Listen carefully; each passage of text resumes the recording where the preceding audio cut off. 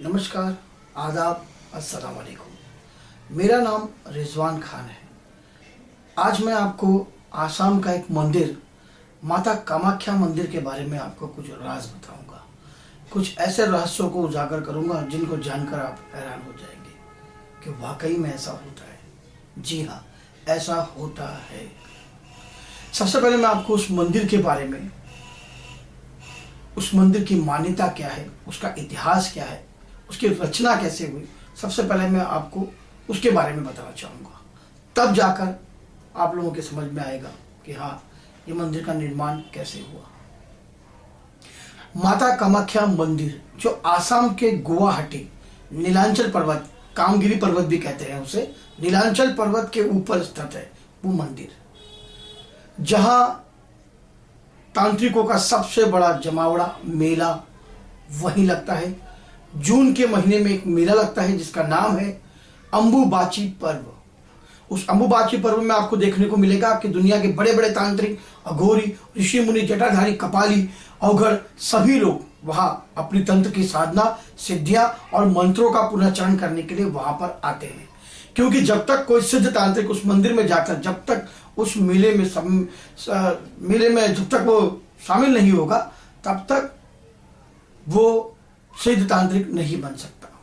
हर साल उसको जाना पड़ेगा, क्योंकि मंत्रों को सिद्ध करने के बाद शक्तियां जब काम करती है, जब आप वहां जाके उस मंत्रों का पुनर्चरण करोगे, तब जाकर एक साल एक मंत्र काम करता है। कोई भी मंत्र आप चाहो, किसी भी मंत्र को ले लो, शांति कर्म हो, विद्वेषण हो, आकर्षण हो, उच्चाटन हो, मारण हो, विद्वेषण हो, लेकिन वो मनोकामना पूरी करने वाली देवी है। शांति कर्म की देवी, मनोकामना, वंचित फल देने वाली देवी, मनोकामना की पूरी करनी, और उसे वशीकरण की देवी भी कहा गया है। इसलिए मैं आपको सबसे पहले उसका इतिहास बता दूं कि वो मंदिर के इतिहास क्या है। माता सती का मंदिर है वो। माता सती पार्वती से जब पहले शिव जी की जो धर्म पत्नी थी, अर्धांगिनी थी, वो थी माता सती। वो प्रजापति राजा दक्ष की पुत्री थी। राजा दक्ष प्रजापति हरिद्वार के राजा थे। ये कहानी और ग्रंथों की बातें हैं। कुछ कहानियों में ऐसा लिखा है कि राजा दक्ष प्रजापति ने एक यज्ञ रखवाया। उस यज्ञ में शिव जी को निमंत्रण नहीं दिया, न्योता नहीं दिया। ये जानकर माता को बड़ा दुख हुआ। माता बोली शिव जी से कि मैं जाती हूँ और अपने पिताश्री से पूछती हूँ कि आपने उस यज्ञ में आपको न्योता क्यों नहीं दिया। शिव जी ने उनको लाख बार मना किया, लेकिन वो कहाँ सुनती। वो गई, अपने पिताजी से लड़ने लगी और कही कि आपने मेरे शिव जी का स्थान क्यों नहीं दिया, उन्हें अपमान क्यों किया, उन्हें यहाँ क्यों नहीं बुलाया, इस यज्ञ में क्यों नहीं बुलाया। उनके पास कोई जवाब नहीं था। वो भयभीत, उत्तेजित होकर के बहुत क्रोधित हो गई माता जी। जब उनको किसी प्रश्न का उत्तर नहीं मिला, तो वो उस जलते हुए हवन कुंड के अंदर, उस यज्ञ के अंदर अपने आप को कूदकर अपने प्राणों की आहुति दे दी। शिव जी त्रिकालदर्शी है, भोलेनाथ है। जब उनको पता चला, वो वहां पहुंचे। उन्होंने सती माता को वहां अग्नि में से बाहर निकाला और अपने शरीर पर, कंधे पर डालकर समस्त ब्रह्मांड में जैसे एक रौद्र रूप, तांडव रूप, भयंकर स्थिति, ऐसी भयावह स्थिति बना दिए थे कि पैरों के नीचे सब पृथ्वी को कुचल रहे थे। और उन्होंने समस्त धूरी को, पृथ्वी को नष्ट करने की चेतावनी भी दी थी। ये देखकर देवताओं से रहा नहीं गया। वो लोग ब्रह्मा जी के पास, विष्णु जी के पास पहुंचे और कहा कि कोई उपाय निकाले, नहीं तो शिव जी के हाथों इस समस्त सृष्टि का, संसार का रचना समाप्त हो जाएगी। तो ब्रह्मा जी ने जब कहा, आदेश दिया, तो विष्णु जी ने अपना सुदर्शन चक्र छोड़कर पार्वती यानी माता सती के शरीर के 51 टुकड़ों में उनका शरीर विभाजित कर दिया। जो शरीर जहां जहां गिरा, वहां वहां 51 सिद्धपीठ मंदिर बन गए।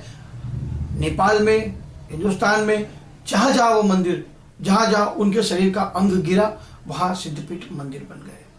माता की योनि भग जहां जाकर गिरी, वो जगह है कामगिरी, नीलांचल प्रदेश यानी आसाम, गुवाहाटी के नीलांचल पर्वत के ऊपर वो माता की योनि जाकर गिरी।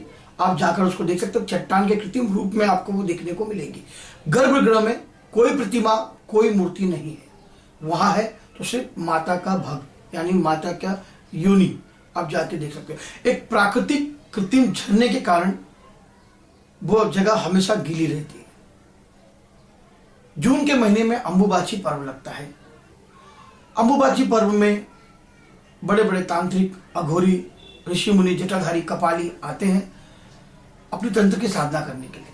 तांत्रिकों का सबसे बड़ा गढ़ माना जाता है और ब्रह्मांड के अंदर विश्व का सबसे बड़ा केंद्र बिंदु भी माना जाता है। रहस्यमय और मायावी मंदिर है वो। वहां तांत्रिक आते हैं, अपनी तंत्र की साधना करते हैं, सिद्धियां करते हैं। अंबुबाची के दरमियान, अंबुबाची के दौरान 3 दिन के लिए मंदिर बंद होता है। जून के महीने में मेला लगता है और मंदिर का द्वार 3 दिन के लिए बंद हो जाता है। जब मंदिर का द्वार बंद हो जाता है तब 3 दिन आप ब्रह्मपुत्र नदी के पानी जाकर देख सकते हैं, वो बिल्कुल लाल हो जाता है। जी हाँ, ये सच है, क्योंकि उस वक्त होता है माता का रजस्वला का समय, यानी मासिक धर्म का समय।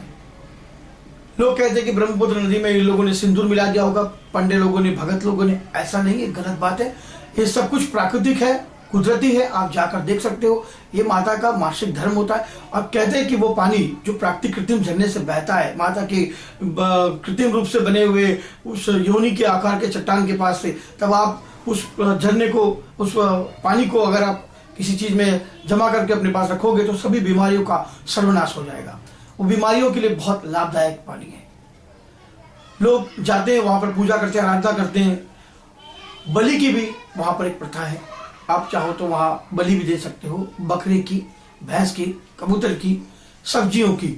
वहां हर एक प्रकार की बलि आपको देखने को मिलेगी। सबसे मुख्य वहां पर जो है वो है कन्या पूजा। कन्या पूजा का मुख्य प्रावधान है वहां पर। आप जाके वहां पर देवी की आराधना, उनकी पूजा, उनकी अर्चना, आरती वगैरह कर सकते हैं। वहां के पुजारी बहुत अच्छे हैं, वहाँ के पंडित बहुत अच्छे हैं, भगत बहुत अच्छे हैं, पंडा बहुत अच्छे हैं। आपको सही तरीके से मार्गदर्शन करेंगे और आपको सही तरीके से पूजा आराधना करवा देंगे। एक बार आप अवश्य जाए ताकि आपको भी पता चले कि उस मंदिर का राज क्या है, उस मंदिर की मान्यता क्या है और उस मंदिर का इतिहास क्या है। जब तक आप जाओगे नहीं तो आपको इस बात का अनुभव होगा नहीं। एक बार आप अवश्य जाएं और अनुभव करें। नमस्कार, खुदा हाफिज।